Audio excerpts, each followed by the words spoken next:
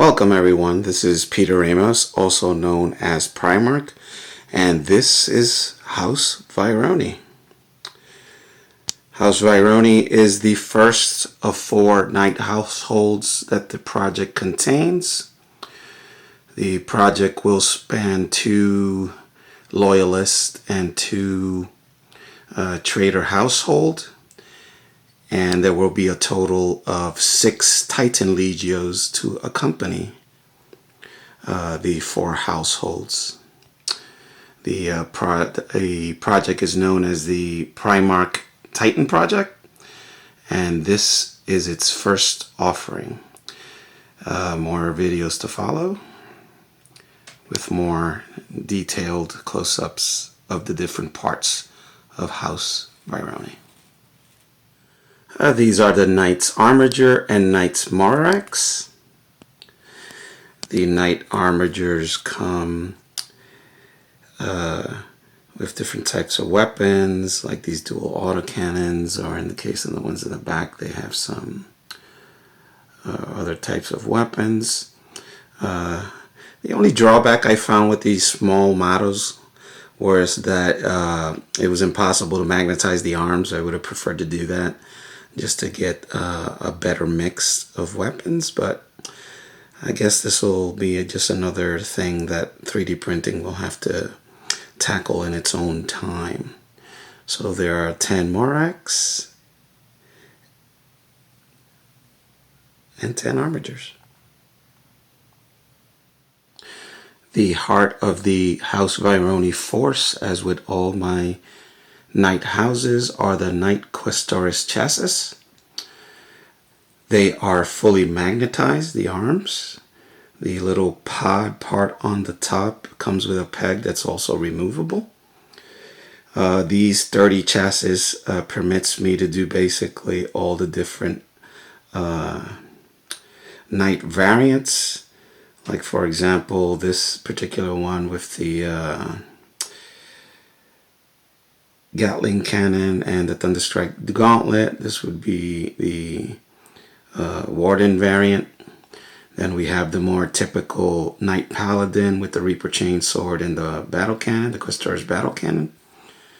And we have over here the Knights Errants with the thermal cannon and the Reaper Chainsword, but I can also make the Knight Valiant, which has the Thunderstrike gauntlet and Reaper Chainsword.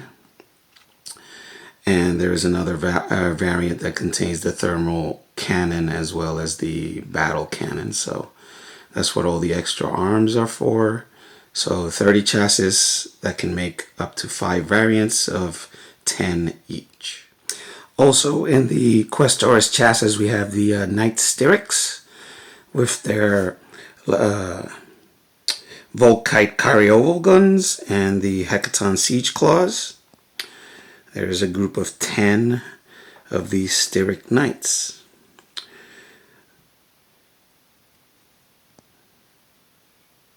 As you can notice, the bases are basically done in a city ruin tile. So they're different types. You can see the meshes from the destructions, and sometimes you can see like little girders poking out.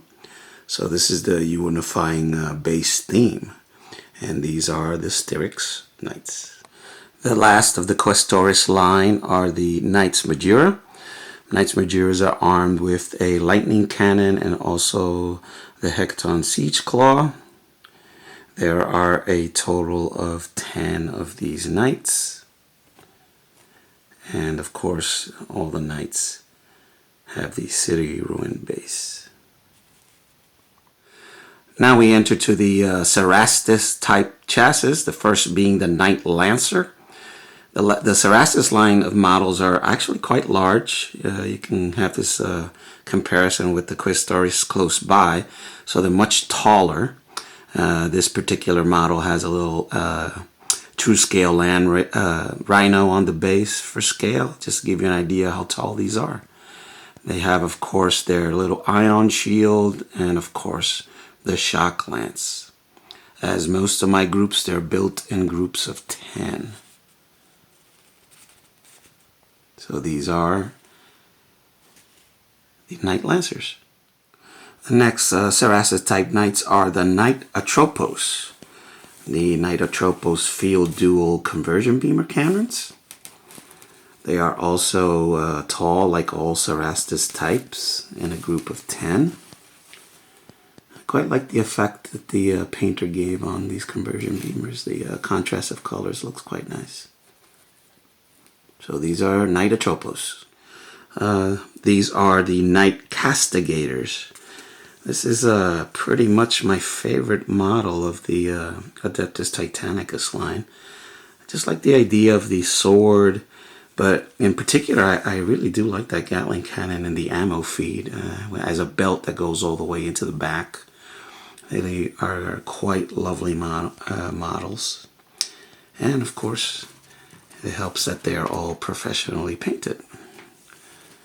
So these are the Knights Castigator.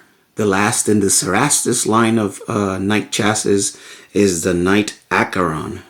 Knight Acheron has its Acheron cannon and a larger version of the Reaper chain sword. As all Cerastus models, they are quite tall. I do rather like how tall the Cerastus line of models are, because it gives a good contrast with the smaller Questoris and even smaller Armigers. These are Knights Acheron. We come now to the big boys, the Acastus chassis.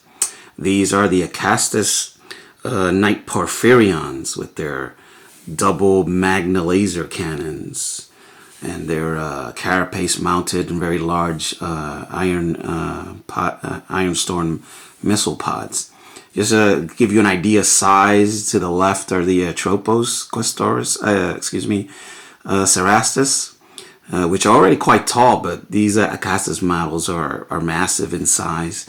They remind me of those old boxy 40K dreadnoughts. They're kind of roughly that size, so they are indeed very large models.